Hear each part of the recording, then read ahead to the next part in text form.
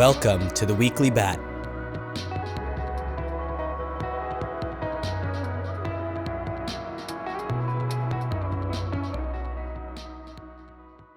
Welcome to the Weekly Bat for the week of March 29th to April 10th, 2020.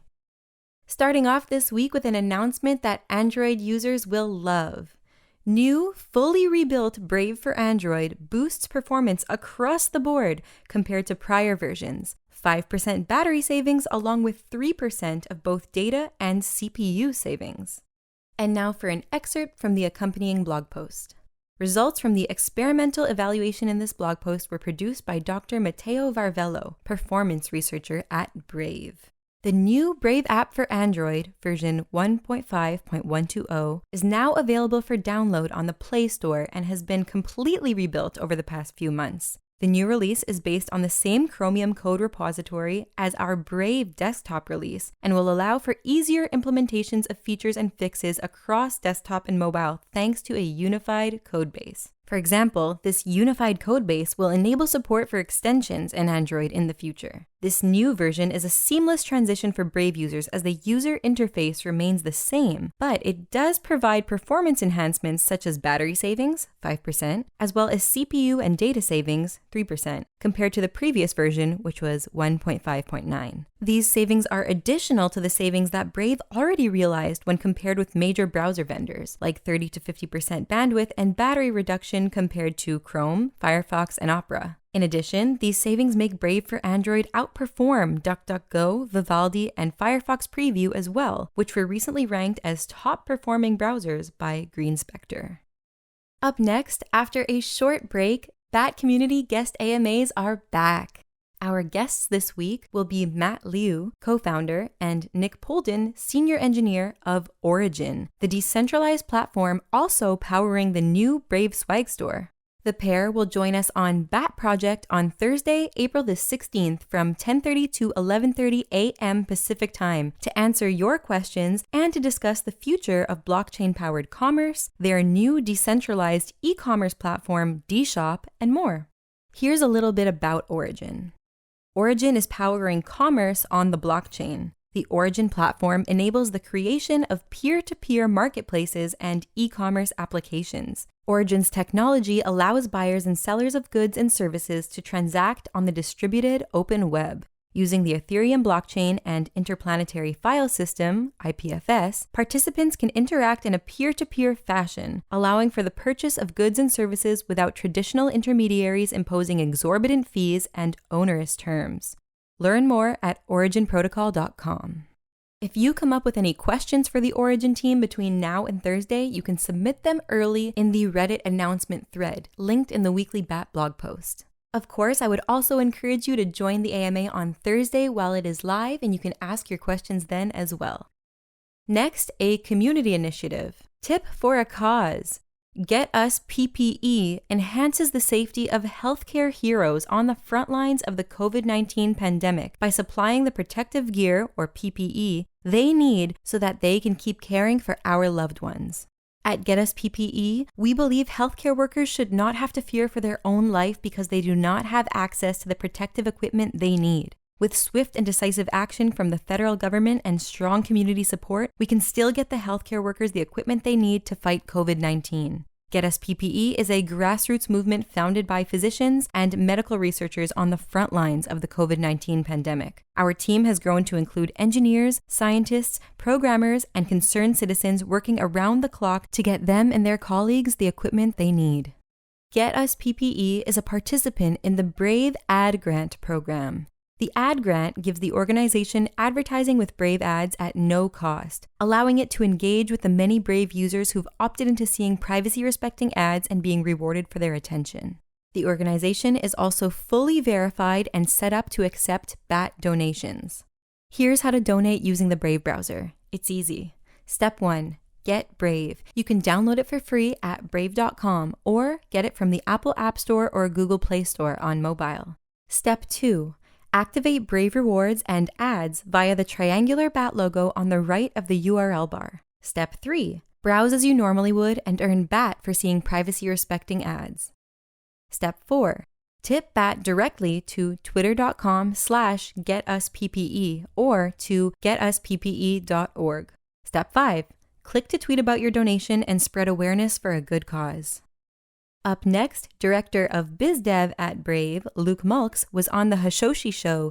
Luke joined Hashoshi to overview Brave browser privacy features and what the company is doing to make Brave Ads, Brave Sync, and other features private and useful at the same time. Sync v2 is coming along with the ability to exchange BAT, or Basic Attention Token, for gift cards within the browser. There are a lot of exciting features to look out for in 2020. Up next, in addition to our efforts to support great causes like Get Us PPE this week, we couldn't forget about supporting our very own Brave creators. We invited all verified GitHub and Vimeo creators to share their work and let our community support them. There were a number of great shares this week, including from a creator who has worked as a professional FX animator for Disney, Nickelodeon, and YTV. Another creator came forward to share their documentary series called This Lane Doesn't Exist, which is described as a series that creates a window into a new form of public art. Part performance, part public experiment, featured artists partner with their audiences to create engaging moments called social art. One episode from the series titled Beers Made by Walking features a passionate botanist explaining herbs selected for beer making and their various flavorings to a small but intrigued audience, as well as a beer artist who describes the beverage as drinkable sculpture. You can find links to these works in the weekly BAT blog post. And remember to send their creators a tip if you like them. If you are a verified GitHub or Vimeo creator and would like to share your work with our community, please visit the weekly BAT blog post where you can find links to the threads where you can get involved. This week was a good one for Brave creators, so keeping with the theme, I'm going to introduce 3 new creators who became verified this week and who might interest you. First, a YouTuber who goes by the name Citizen X became verified this week and posted about it on the BAT Project subreddit. They write, "Got my channel verified as a Brave creator. I encourage everyone to do this." Here's a description of their YouTube channel. Gaming since 1990-something. This channel will be filled with gaming content and computer science videos. Videos will vary from gaming, cybersecurity, interesting technology, and general computer science content. Welcome to the family, Citizen X. Also newly verified this week is Android Authority, whose YouTube channel has over 3 million subscribers and whose Twitter account has over 1 million followers. Also newly verified is CrazyGames.com, whose Alexa rank, in case you're interested, is 1,163. This week in Sponsored Images. U.S. residents who browsed with Brave from April 1st to April 7th likely spotted beautiful sponsored images by Newegg in their Brave browser's new tab page. Newegg Inc. is the leading tech-focused e-retailer in North America with a global reach into more than 80 countries in Europe, Asia-Pacific, Latin America, and the Middle East. Founded in 2001, the company offers its tens of millions of registered users a comprehensive selection of the latest consumer electronics, entertainment, smart home, and gaming products. Newegg is consistently ranked as one of the best online shopping destinations, and the company regularly earns industry-leading customer service ratings. Newegg is headquartered in the City of Industry, California, with North American distribution facilities located throughout the United States and Canada. Past sponsored images campaigns included images from BlockFi, Loci, Crypto.com, eToro, and Western Digital. Keep your eyes peeled for upcoming sponsored images in a new tab near you. More in the way of Brave creators this week, moving on to our next segment, featured creators in partnership with Everipedia. Everipedia's first featured creator of the week is Benjamin Cowan, YouTuber and nuclear physicist. His slogan, "Understanding cryptocurrency with math you claimed you never needed to know." YouTube channel description. You have just jumped into the cryptoverse, which provides high-quality cryptocurrency education to those who want to dive deeper into the metrics that are driving the market. As an academic, I approach crypto from a practical perspective and use my science/engineering/programmatic background to package these metrics in an easily digestible way for the community. I try and keep a level head with my discussions and provide you with information that is helpful to you as you research different coins. Everipedia's second featured creator of the week is YouTuber and full-stack web developer Andrew Schmelian. YouTube channel description. Hi, I'm Andrew. I'm a full-stack web dev who works mostly in PHP and JavaScript. I enjoy making tutorials that help people learn and understand Laravel, Vue, PWAs, AR.js, React Native, and other web development tech. You can find links to Ben and Andrew's YouTube channels as well as to their Everipedia entries in the weekly BAT blog post. Client updates. This week, the dev channel progressed to version 1.8.69 and the beta channel progressed to version 1.8.70. Brave Team tweets. Brave Samson tweets, "This is a nice pull request. More than 500K verified publishers. BAT and Brave are gaining momentum." iOS engineer Joel Rice tweets, "Quite the honor for Brave to be mentioned in an article by the Babylon Bee." By the way, the title of the article is Microsoft Edge voted top web browser for downloading other web browsers. Brave's chief of policy Johnny Ryan tweets, "Good short piece on the data ownership debate. If personal data are transactable goods, then their protection is no longer a fundamental right." By the way, the piece he's talking about is by Slate, and we will cover it in the next section. Head of Marketing Des Martin tweets, "I just donated to No Kid Hungry using the Brave browser. Short explainer below." And by explainer, he means video. Lots of people struggling right now, and Brave users can help. If you have BAT in your browser wallet, please consider donating to a good cause. BAT and Brave in the news. This first piece is by Forbes. Billions of Google Chrome users now have another surprising option. Google Chrome has dominated the internet browser market for the last decade with a staggering near 60% market share and users stretching into the billions. Rivals to Google Chrome, including Apple's Safari, Microsoft's Edge, formerly known as Internet Explorer, and Mozilla's Firefox have largely failed to convince users to switch, but browser choices are becoming more complex. Users' desire for greater security, better privacy, and an ill-defined need to, quote, take back control from the likes of Google and Microsoft has opened the door for alternatives, including blockchain-based privacy browser Brave, whose chief executive thinks Google is, quote, going to be taken apart in the coming years. People have had a long time to acclimate to Chrome, but users don't like a lot of things about it, said Brave's CEO and former head of Mozilla, Brendan Eich. They don't like how it tracks you, and they don't like the antitrust issues Google has become entangled in. Next, a piece from Decrypt. Binance CEO says, download Brave browser for your own privacy. CZ has urged his 500,000 Twitter followers to download the Brave browser in order to stay private online. In a tweet today, he said, sorry, Bitcoin isn't free. No, it's not going to zero. Privacy is. You just have to install the Brave browser. Protect yourself. News you should know. This piece is by Slate. You really don't want to sell your data. This article is part of Privacy in the Pandemic, a new series from Future Tense. As countries play catch-up to ensure the safety of their citizens, with 2.5 billion people now in lockdown, policymakers are holding up data on the spread and proliferation of the virus as a linchpin of the response.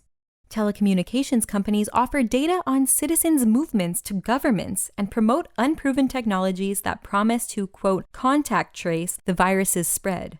Technology platforms like Facebook and Palantir are reportedly in talks to share your location data with the US government and are actively working with the National Health Service in the UK. Google is being asked to screen for COVID-19 in what may become the largest capture of health data by a private company in history. Civil liberties groups are urging the government to protect people's data and to make sure that surveillance tools considered acceptable in an emergency do not become permanent fixtures. This piece is by Fastly. How COVID-19 is affecting internet performance. To understand how the internet is performing with the changes in internet use brought on by the COVID-19 pandemic, we investigated two key metrics during February and March in some of the countries and states that were hit hardest by the virus. Changes in the traffic volume served to those regions as a reflection of changes in internet use, and changes in download speed measured at our servers as a reflection of internet quality. In almost all regions, the largest increases in traffic volume occurred immediately after public policy announcements, such as school closures or stay-at-home orders. Similarly, the most dramatic decreases in download speed followed the official starts of those policies, presumably when populations made the shift to staying home. Next, we have a piece by CNET. Zoom, every security issue uncovered in the video chat app. As the coronavirus pandemic forced millions of people to stay home over the last month, Zoom suddenly became the video meeting service of choice. Daily meeting participants on the platform surged from 10 million in December to 200 million in March.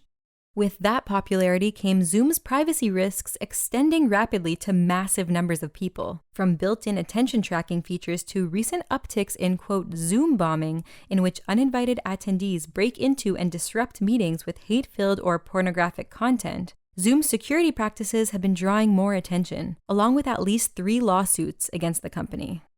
This piece is by DW. Coronavirus, when using the C word gets you blacklisted.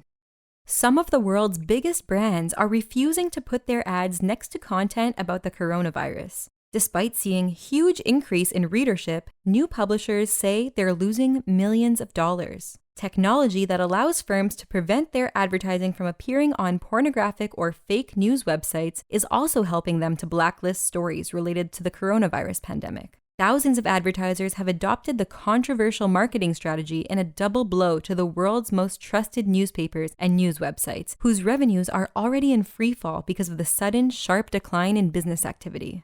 The NY Times estimates that it will lose 10% of its digital revenues this year because brands are refusing to advertise on pages with coronavirus-related stories. In 2019, NYT achieved total digital revenues of $800 million. A watchdog for the UK's national newspaper sector reports that if the pandemic lasts another 3 months, publishers will have £50 million, or $62 million, less to fund quality journalism at a time when reliable, timely information is critical.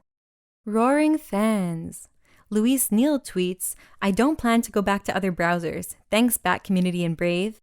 ScottKey_OG79 tweets, at Brendan Ike, I love Brave. Kudos to its creator. French Public from Reddit shared a picture of the gear they received and wrote, received my Bat gear for participating in the meme battle. Thanks, Bat and Brave team. As always, links to everything discussed in this podcast can be found in the Weekly Bat blog post. If you're listening on YouTube, you can find a link to the Weekly Bat blog post in the description box. If you're tuning in from Apple Podcasts or Spotify, be sure to check the show notes. Thank you for listening. If you like these podcasts, be sure to follow or subscribe to stay up to date with the Bat community.